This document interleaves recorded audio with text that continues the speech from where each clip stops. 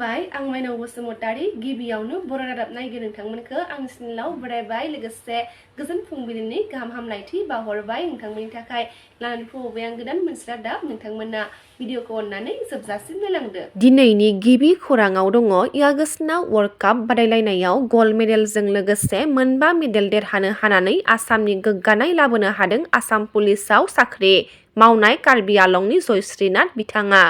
14 नं चिरां दुवार बिटिसि बियाबनि TCLCCनि चेयारमेन महरै धुरजय मोसाहारिखौ थिसनबाय।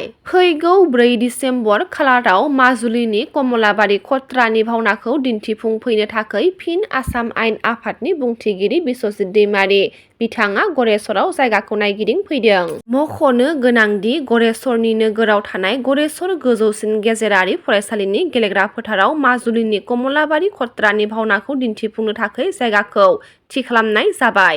लोगोसे आसाम आयेन आफादनि बुंथिगिरि बिस्वजित दैमारि बिथाङा नायगिदिंफैदों। भारत हादोरनि नखर मन्थ्रि अमित शाह बिथाङा साननैनि थाखाय फैगौ 21 डिसेम्बराव आसामाव फैगोन होनना खौरां मोननाय जादों।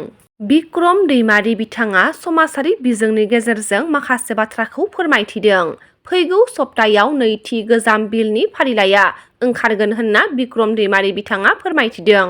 गिबियावनो आं बिथांमोनखौ साबायखर बावनांगोन जाय बिथांमोना केस उइथड्र खालामनानै लिखित हिसाबै बिटिसिनाव बिथांमोना लिरनानै होबाय अनारेबल हाइकर्टनि एड्रेसाव। बिथांमोननि हेफाजाबजोंसो दिनै गोबां कन्ट्रेक्टरफोरा बिल मोननो हाबाय। बेनिखायनो आं बिथांमोनखौसो आगोल आं साबायखर बावनांगोन। आरो जायफोर केस उइथड्र खालामग्रा कन्ट्रेक्टरफोर बिथांमोना नैबे लिस्टआव हयथ' सोसनजायाखै। गोबाङा 50%आ सोसन जाबाय आरो बिथांमोना मोननो थांसिगोन। आरो जायफोर सोसन जायाखै बिथांमोना सप्तासेनि उनाव बिथांमोननि लिस्टआ दैखोजागोन। गोदानै जायफोरा लिस्ट होदों बिथांमोना जानुवारियावसो मोनगोन।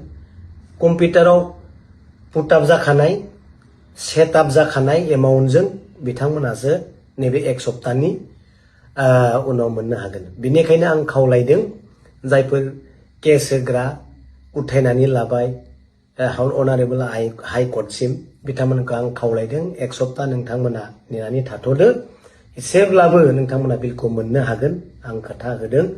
आरो जोंहा हाग्रामा साराबो बेखौनो बुंदों जे जिफोर केस गोनां बिथांमोनखौ बे पेजआव 50% बा 70% होनो हानायनि बेबस्था खालामना होदों। आरो प्राय मोनबायानो 50% मोनदों आरो 20%सो व्यक्तिखौ जों होनो हायोब्ला नेक्स्टआव जोंहा गोरलै जाहैगोन। निया केस नांनानै थानाय गहपुर सनारिजान गामिनि कान्तिस्वर नार्जारिया जोबथेसालिनिफ्राय उदां जाबाय। मख'नो गोनांदि मैया बिश्वनाथ जिल्लानि सिङाव थानाय बारग' NDFB बिथांमोना कान्तिस्वर नार्जारिखौ बरायहैदों।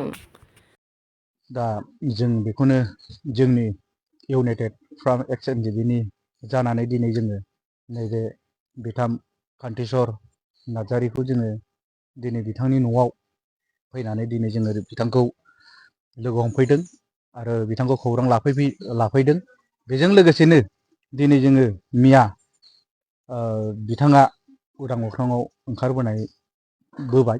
बेजों लोगोसे जोङो बिथांखौ दिनै जोङो जोंनि खौसेथि आफादा दिनै जों बिथांखौ खबर लानायजों लोगोसे साबायखर बावनायजों लोगोसेनो दिनै जोङो बे दिनैनि जेनुखि बेलायाव जों खौरांनि गेजेरजों जों फोरमायनो सानो बिथांखौ जोङो उदां अख्राङाव लाबोनो हानायजों लोगोसे बिथांनि न'खर आरो बिथां गोजोननायखौ जोंनि सिगाङाव फोरमायदों। आरो फोरमायनायजों लोगोसेनो दिनै जोङो जिनोखि माखासे आरोबाव थाबावनाय जेलाव दंबावो बिथांमोनखौ जोङो नैबे दा जिथुनिखि सोलिबाय थानाय सरकारनि सायाव बिथांमोनखौ जोङो रिकुवेस्ट खालामो बिथांमोननि जिथुनिखि दा थाबावनाय जेलाव थानाय माखासे सोद्रोमाफोरखौ थाबैनो उदां अख्राङाव लाबोनांगौखौ जोङो मिजिंथियो। आरो बेजों लोगोसेनो माखासे जोंनि बाहेरायाव थानाय केस सोलिबाय थानाय जेनाखि दंबावो बिथांमोननि केसखौबो बिथांमोनखौ फोजोबना होगोन बा केसखौ सिफायना होगोनखौ जों सरकारनिसिम बा बिटिसि सरकारनिसिम जोङो खावलायहरो आरो लोगोसे थांनाय सिगांनि जिथुनिखि सरकारनि माखासे दैदेनगिरिफ्रा मावबोबाय बे मावबोनायजों लोगोसे बिथांमोननि ट्राम्पसा जोबनायजों लोगोसेनो दिनै जोंनि जेनाखि गोदानै दाजानाय सरकार बिथांमोना जोंनि जिनिखि जेलाव थानाय बाहेराव थानाय जेनाखि रिहेबिलिसनखौ मोनाखै मोनफुङिखौ बिथांमोना मावनानै होनांगौखौ आङो मिजिंथियो आरो जेनाखि दुखु खस्थ'जों दिनैसिम 7 बोसोर सोरबा 12 बोसोर 14 बोसोरसिम जेलाव थानाय माखासे सुबुंफ्रा बा माखासे सोद्रोमाफ्रा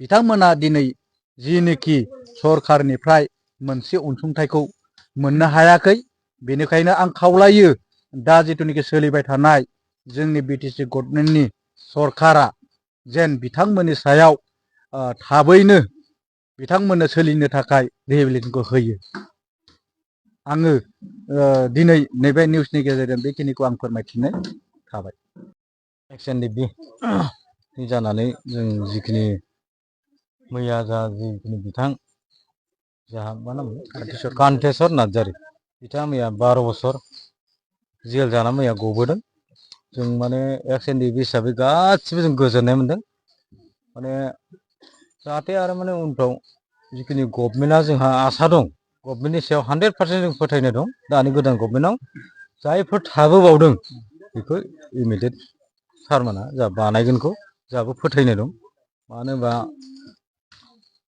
जायनि थाखाय सेक्रिफाइस खालामबोनानै दिनै बे पर्यायाव फैदों नालाय बेनिखायनो उननि पर्यायाव जिखिनि थाबोदों जेलफ्राव सोरबाया गुवाहाटि जेल दं सोरबा तेजपुर जेल दं सोरबा क'क्राझार जेल दं सोरबा नैबे मरिगाव दं बेफोर इनिसियेटिभ माने गभर्नमेन्टआ थाब एक्सन लानानै बे बुस्थुखौ थाबनो फोजोबनांगौ आरो बेफोरनि बेलायाव जिखिनि केसफोर दङ केसनि बेलायावबो जोंहा दा बर्थमान हाग्रामा सारनि दैदेननायाव बे बुस्थुआ थाबनो जोबगोन होननानै आं माने 100% फोथायनाय दं